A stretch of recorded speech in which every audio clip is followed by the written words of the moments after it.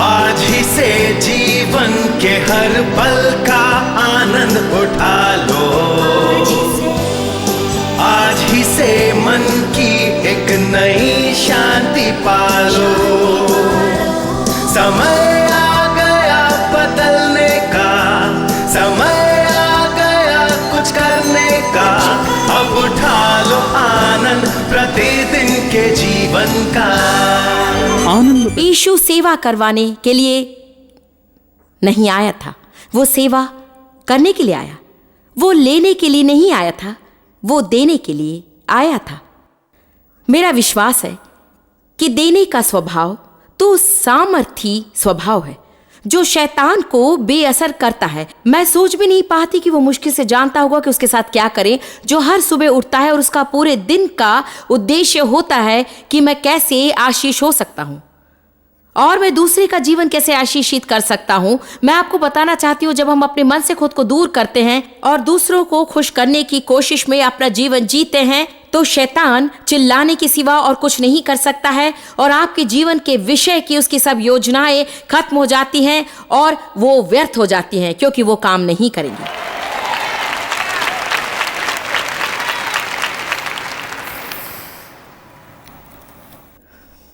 यूहन्ना अध्याय 13 में यीशु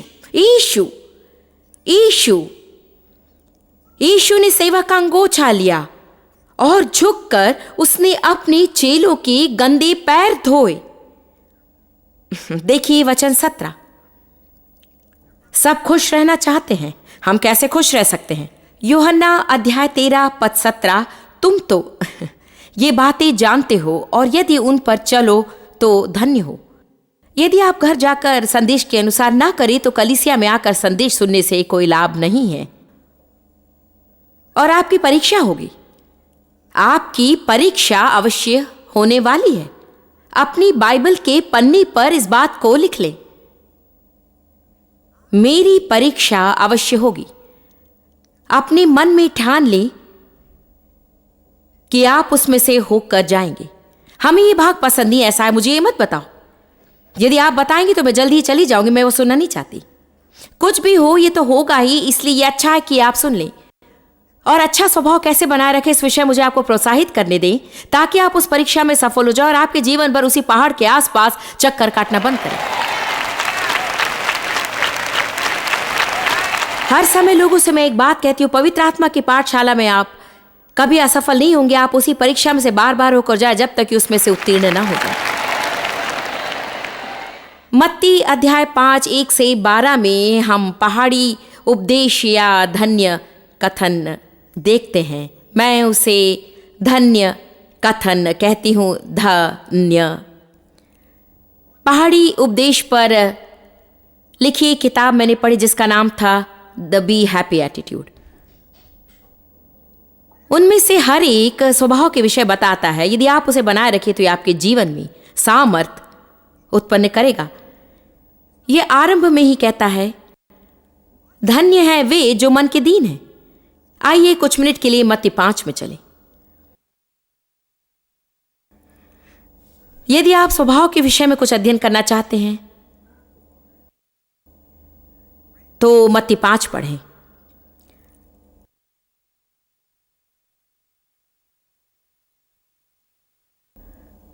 धन्य है वे जो मन के दीन है, क्योंकि स्वर्ग का राज्य उन्हीं का है।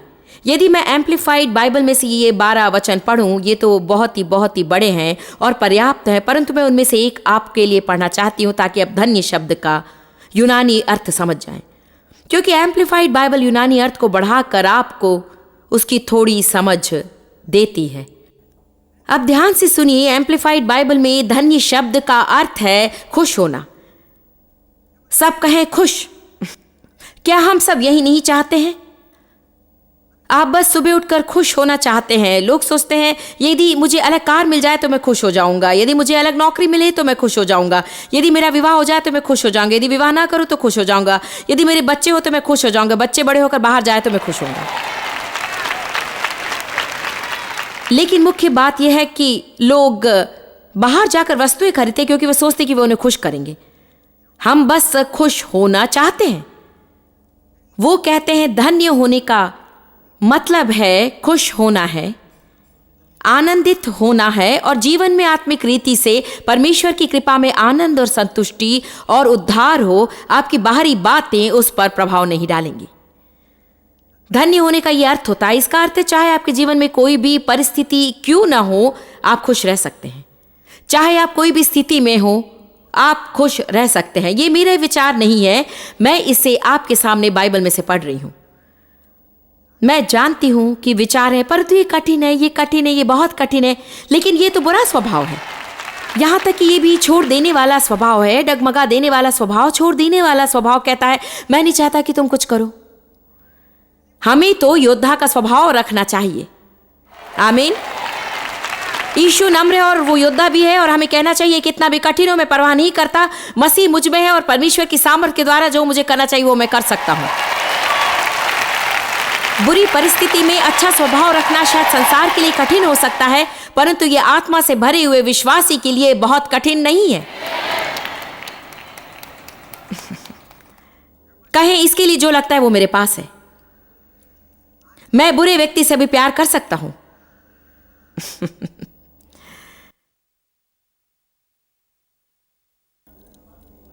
वो कहता है धन्य है वे जो आत्मा में दीन है। खैर आत्मा में दीन कौन है? वो तो नम्र लोग हैं। नम्र लोग जो स्वार्थ से भरे हुए नहीं हैं। धन्य है वे जो नम्र हैं।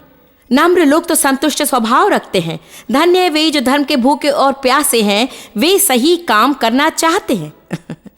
धन्य है वे जो दयावंत हैं, जिनके पास क्षमा करने वाला स्वभाव है, क्योंकि वे दया प्राप्त करेंगे। धन्य है वे जो मन के शुद्ध हैं, वे हर व्यक्ति की उत्तम बातों पर विश्वास करते हैं। बाइबल कहती है वे परमेश्वर को देखेंगे।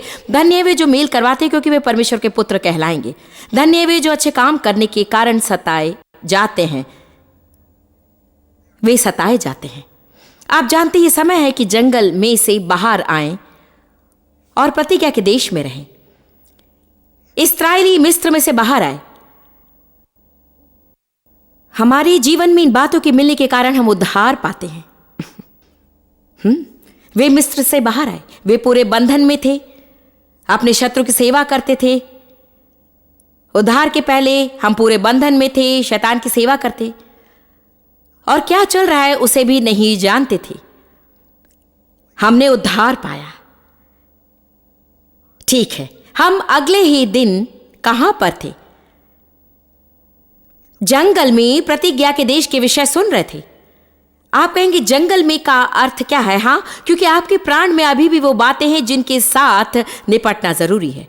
आपके मन में अभी भी वो बातें हैं जिसके साथ में निपटना जरूरी है। आपके पास अभी भी वो स्वभाव है जिसके साथ निपटना जरूरी है। हालांकि आपका नया जन्म हुआ और अचानक आप परमेश्वर के राज्य के और परमेश्वर की प्रतिज्ञाओं के वारिस हो गए हैं।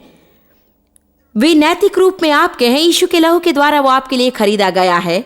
हमारा नैतिक रूप में क्या है और हम क्या अनुभव करते हैं, इसमें फर्क है। कई वर्षों तक ये मेरे लिए बहुत गड़बड़ी में डालने वाली बात थी। मैंने प्रतिज्ञा के देश के विषय सुना, मैंने संपन्नता के विषय सुना, आनंद के विषय सुना, मैंने सामर्थ्य के विषय सुना। मेरा मतलब मैंने उन सब बातों के विषय में सुना था जो मेरी हैं, लेकिन मेरे हाथ में उनमें से एक भी नहीं था। और मैंने दुष्टात्माओं को तब तक भगाया जब तक कोई दुष्टात्मा बाकी ना रही। और मैंने अपने ऊपर इतनी बार हाथ रखवाया कि मुझे आश्चर्य होता है कि क्या मेरे सिर पर कोई बाल बाकी भी रहे। और फिर भी मैं बड़ी गड़बड़ी में जीवन भर रही। मैं हर समय कलीसिया में जाती रही और मैंने टी शर्ट्स खरीदे, किताबें, टेप्स खरीदे।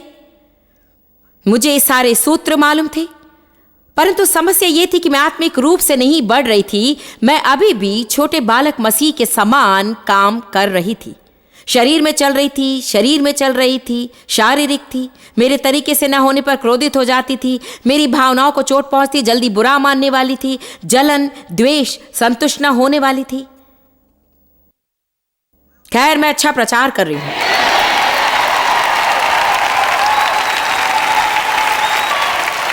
बात यह है कि आपका उद्धार होने से ये सब बातें ऐसी ही नहीं चली जाएंगी। उद्धार होने पर आप मिस्र से बाहर निकलकर जंगल में आते हैं। परमेश्वर का धन्यवाद हो, अब आप प्रतिज्ञा का देश देख सकते हैं। किसी ने आपको प्रतिज्ञा के देश के बारे में बताया। मिस्र में आपको मालूम भी नहीं था कि वो होता है। अब आप परमेश्वर की प्रतिज्ञा सुनते हैं, आप सफल हो सकते हैं, अच्छा जीवन हो सकता है आपका, आप सामर्थ्य हो सकते हैं, दयालु हो सकते हैं, आपके पापों की क्षमा हो सकती है, आप अच्छा स्वभाव रख सकते हैं। हाँ, क्या आप जानते हैं उस रेगिस्तान से जाने की यात्रा तो केवल 11 दिन की थी, परंतु इसके लिए इस्राएलियों को 40 साल लग गए और लगभग 20 लाख लोग मिस्र को छोड़कर चले थे, परंतु उनमें से केवल दो लोग ही प्रतिज्ञा के देश में प्रवेश कर पाए। ये तो अच्छा प्रतिशत नहीं है। केवल 2000 नहीं, केवल 2 मिस्र में से निकलने वाले 20 लाख लोगों में से केवल इतने ही प्रतिज्ञा के देश में प्रवेश कर पाए।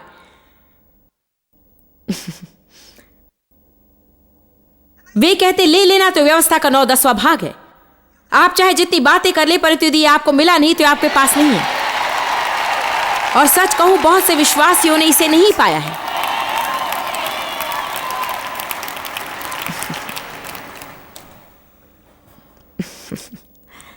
बताइए उनकी समस्या क्या थी? ये तो उनके शत्रु थे। ये तो हित्ती, रामोरी, यबूसी और हिव्वी लोग थे। ओ, हमारे पास भी हमारे खुद के ई हैं। हमारे अजीब से पड़ोसी, बुरे बॉसी, पीठ दर्दी, बुरे पति।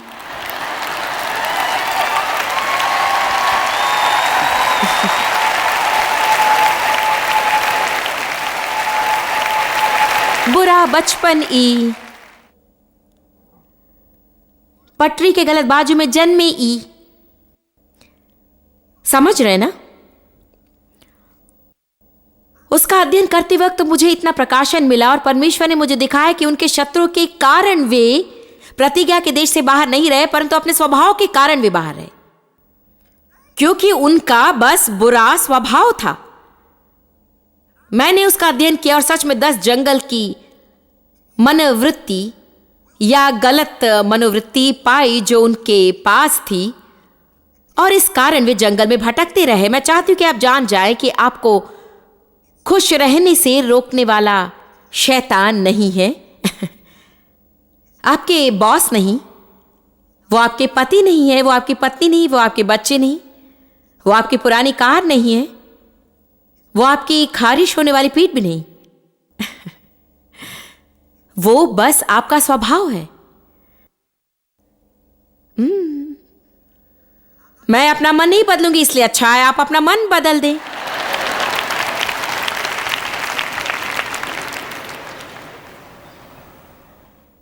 आपकी परीक्षा होती है अगर आप सोचे कि हां, मेरा कोई बुरा स्वभाव नहीं है। तो मैं आपको चुनौती देती हूं कि आप एक दिन भी कुड़कुड़ाए बिना या शिकायत किए बिना रहने की कोशिश करें। जब ये सब मेरे साथ हो रहा था तो क्या मैंने शिकायत की थी? ओ हां। बात यह है कि जब सारी बातें हमारी मर्जी से नहीं होती हैं तो हम कुड़कुड़ाने के इतने आदी हो चुके होते हैं कि जब हम इसे करते हैं तो हमें मालूम भी नहीं होता है। जब हमें जो चाहिए वो नहीं मिलता तो प्रत्युत्तर देने का यह सामान्य तरीका है। और यदि हम जैसे तैसे हमारा मुंह बंद भी कर ले, जो हम अक्सर नहीं करते, तो आप उसे हमारे चेहरे पर देख सकते हैं।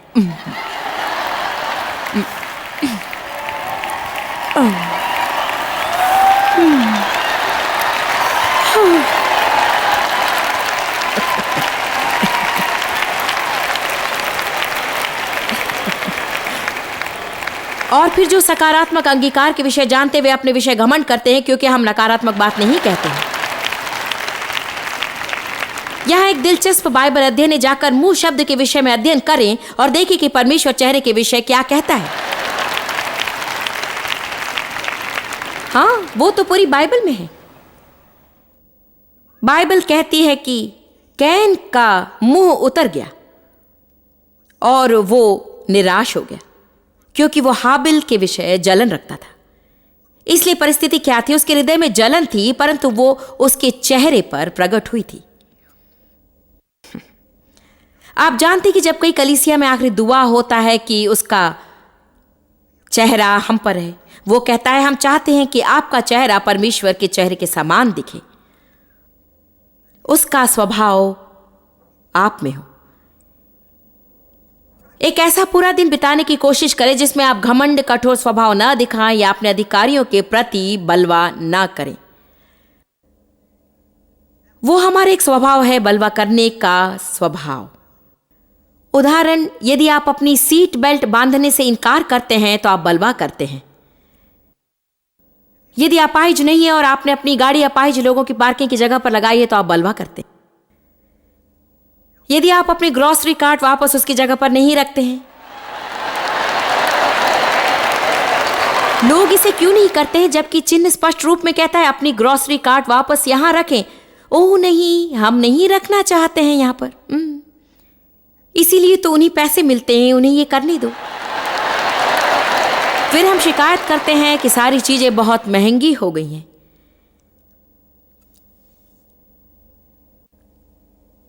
यदि आप अधिक रफ्तार में जाते हैं, रुकने के चिन्ह की जगह नहीं रुकते, या नो पार्किंग जोन में दूसरी कार को पार कर जाते हैं, या केले का छिलका खिड़की से बाहर फेंकते जबकि चिन्ह कहता है कचरा ना फेंके, ये सब तो बलवा करने के स्वभाव हैं।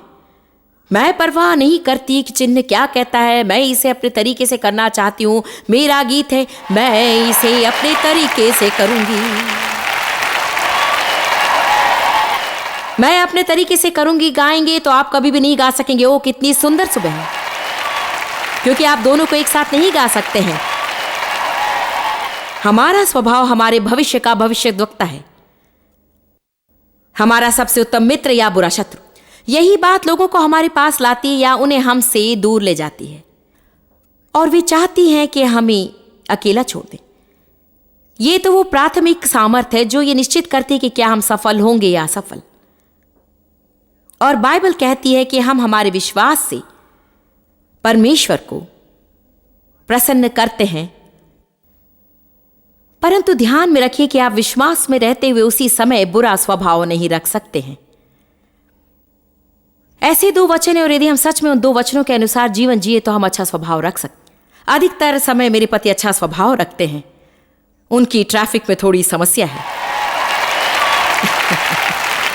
और थोड़ी समस्या तब है जब गोल्फ में बातें सही काम नहीं करती।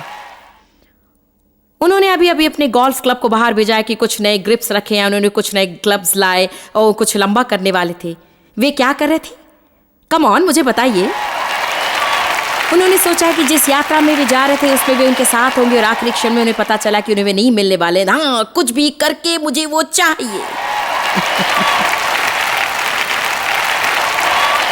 मैंने कहा उस व्यक्ति को नहीं मालूम होगा कि कंपनी अब साथ में नहीं है। हाँ, उन्हें जाना चाहिए था। डेव तो अधिकतर बहुत अच्छे हैं, जब वो नहीं होते तो मुझे कमी महसूस होती है। ये तो जैसे कुछ भी हो, तुम तो मनुष्य हो। आप में से कितने उन लोगों के साथ में रहते हैं जो मुश्किल से मनुष्य दिखते हैं? आप हर समय बुरे व्यक्ति के समान हैं और वे कभी कोई गलत काम नहीं करेंगे। आमीन। मेरी बेटी ने कहा, ये मानो उमड़ने वाला झरना मृतक सागर के साथ है। जैसे कि आप एक व्यक्ति के साथ रहते हैं जिन्हें कुछ परेशान नहीं करता है।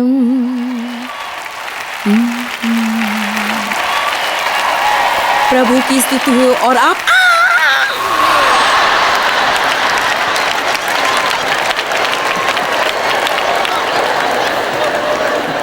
दो वचन जिनके सहारे आप जी सकते हैं और वो आपका जीवन बदल देंगे। रोमियो 8:28, जो लोग परमेश्वर से प्रेम रखते हैं उनके लिए सब बातें मिलकर भलाई को उत्पन्न करती है, अर्थात उनके लिए जो उसकी इच्छा के अनुसार बुलाए गए हैं। ये डेव के जीवन का मुख्य वचन है।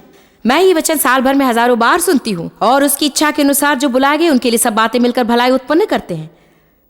उत्पत्ति 50:20 जो कहता है, शत्रु ने जो तुम्हारे लिए बुराई का विचार किया था, परमेश्वर ने उसे तुम्हारी भलाई में बदल दिया। आपका स्वभाव आपकी ऊंचाइयां गंवाने ना पाए। जिस क्षण आप उन्हें होते हुए देखें तो आपको कुछ बदलाव लाने होंगे।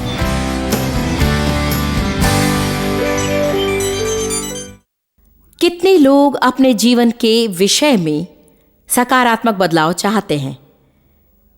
यदि आपका दिल पुकार उठता है, हाँ मैं बदलना चाहती हूं, तो मैं आपके लिए प्रार्थना करना चाहती हूं। पिता, मैं प्रार्थना करती हूं सब दर्शकों के लिए और खुद के लिए जो अपने जीवन में सच में दृष्टिकोण बदलना चाहते हैं। वे लोग जो वास्तव में उत्तम स्वभाव और सकारात्मक स्वभाव और धन्यवादी स्वभाव चाहते हैं। मैं प्रार्थना करती हूँ प्रभु कि तेरी दया और कृपा के द्वारा हम बदल जाएंगे, कि तेरे वचन की सामर्थ्य के द्वारा हम तेरे स्वरूप में बदल जाएंगे। पिता, मैं आज प्रार्थना करती हूँ कि जो लोग आज देख रहे हैं जिनके जीवन में निरंतर निराशा आई है, मैं प्रार्थना करती हूँ प्रभु कि वे फिर से एक बार ये विश्वास करने के लिए हिम्मत पाएं कि उनका जीवन बदल सकता है। मैं तेरा धन्यवाद करती हूँ पिता, हमारे अंदर और हमारे द्वारा काम करने के लिए, यीशु के नाम में, आमीन। अब आप में से उन लोगों के लिए जो अपने जीवन में दृष्टिकोण बदलने के विषय में गंभीर हैं, यदि आप हमारी वेबसाइट में देखें तो आप अतिरिक्त जानकारी, अतिरिक्त साधन पाएंगे जो आपकी मदद करेंगे कि आप इस महीने की यात्रा में जीवन का नया दृष्टिकोण पाए। प्रभु आशीष दे।